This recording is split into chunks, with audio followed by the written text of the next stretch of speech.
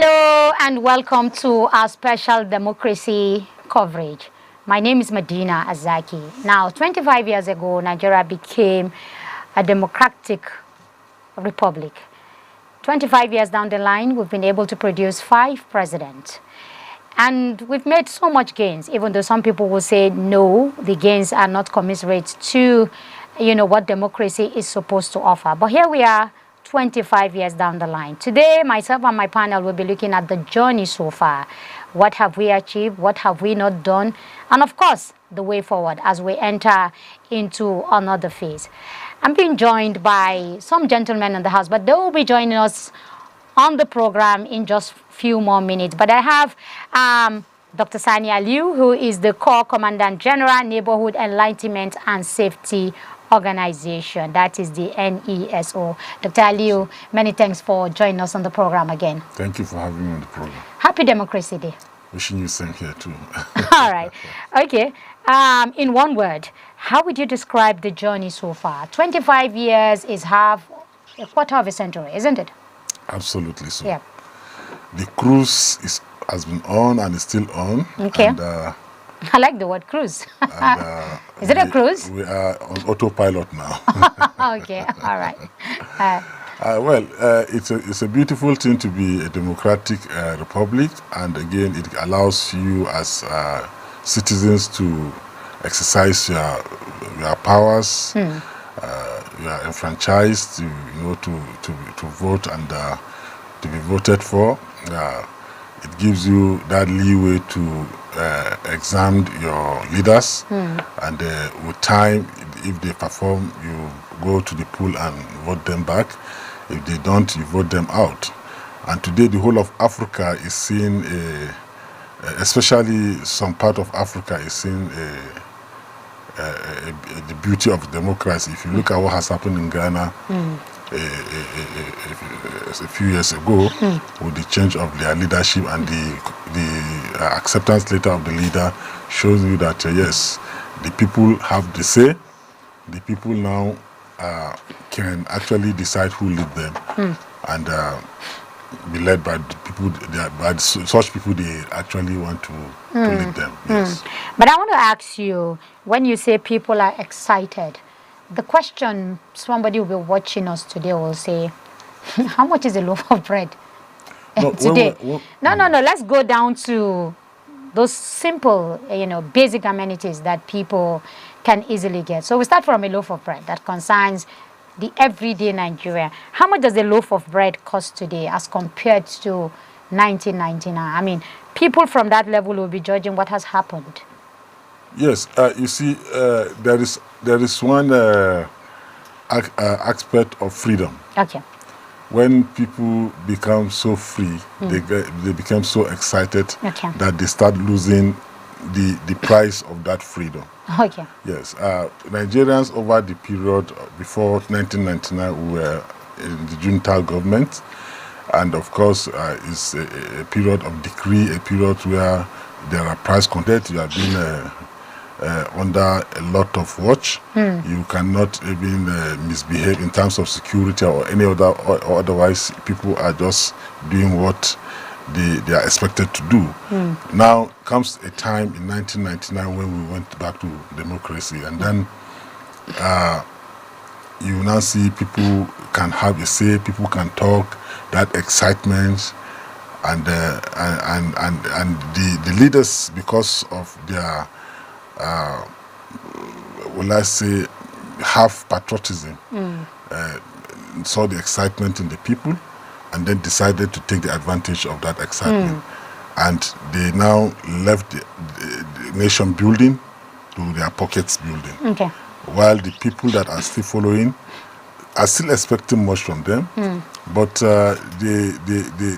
with time, the leadership becomes so clueless to the needs of the people and to the well-being and health of the nation. Okay, so before we begin to some of the prospects that democracy, has offered, for people, you said people are excited. So if people are excited, they have two freedom of speech, and they also want economic freedom. So 25 years of democracy has offered more of freedom of speech. It has not offered economic freedom. So if people are going to put it on a scale to say, let me choose.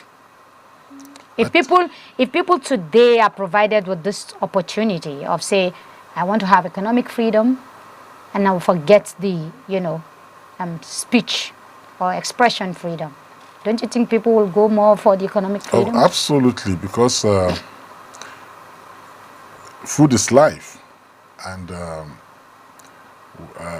way things are going now, absolutely Nigerians are suffering too much from the bite of the economy and from the bite of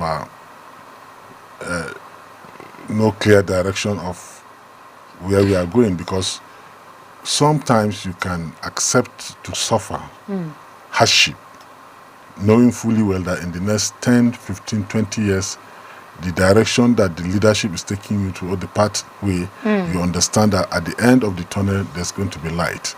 But this kind of hardship and suffering does not actually give the Nigerian citizen that rest of mind or assurance that he's sacrificing for tomorrow. Okay.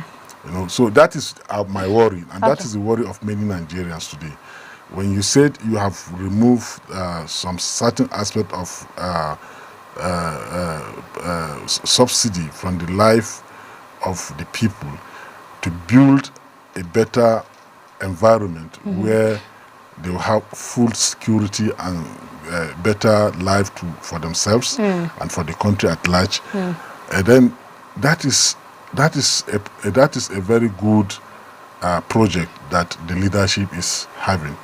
But whereas you have no such plans, you can see that there is nothing up till now to show that today's leadership has something that is coming up for the good of Nigeria. No clear-cut direction. No clear-cut direction.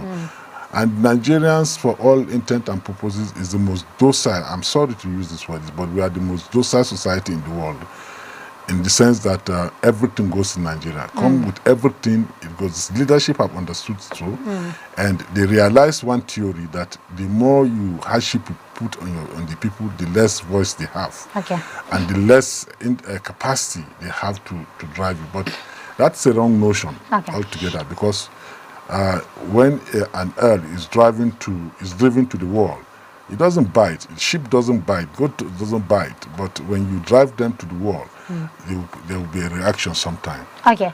I want to jump in here. From your analysis, it means the leadership got it wrong. Yeah. Now, the for democracy, including the current, president, today he was saluting them for their effort and for bringing us 25 years. But when the same people, the ones that are dead or the ones that are alive, the ones that are dead will be regretting right now that this is not what we fought for. That the ones who are alive will be living a life of regret and saying this is not the kind of democracy that we fought for. Absolutely. When you want to look at democracy in this country, you cannot forget the how we came. In 1960, our early leaders, like the Sardauna, the Obafemi Awolowo, the Zik, and so on and so forth. If you bring any of them to life now, they will say this is not the Nigerian they have actually worked. That's the founding fathers themselves. Because of obviously they were selfless leaders. They were not accumulative. They were not. They were giving selfless service to the nation, and most of them died poor. If you want to look at Sardauna was not even having a particular building, a standard house to befitting his status. Nor will you say Tafawa Balewa had such house. So when you want to come up from that aspect, you now say this. They will regret actually seeing this crop of leaders we are having today. They may be surprised as this is not the people that we actually were tutelaging at the time.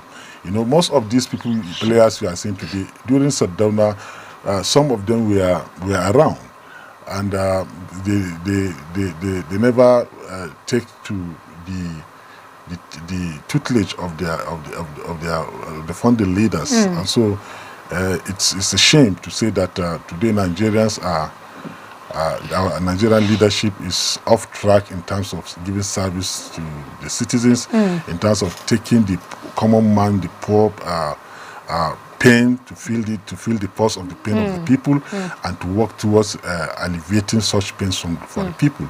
So it is a complete complete disarray from where we are coming from. Okay, for people like you who protested, who also fought for democracy in your own way, from the military down to where we are today, where do you think we got it wrong? Where do you think the leadership of Nigeria got it wrong? Is it that the excitement and the freedom got to their heads and they felt like we just do what we like? No,